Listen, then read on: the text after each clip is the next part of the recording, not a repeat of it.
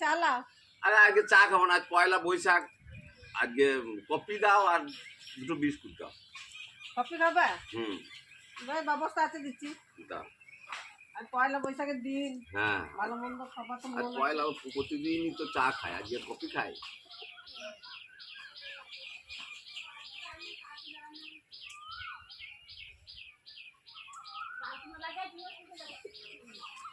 এলাম। এনেছো?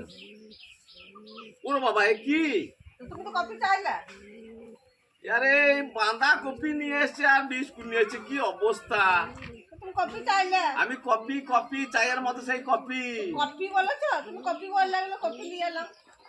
আর কপাল আমার।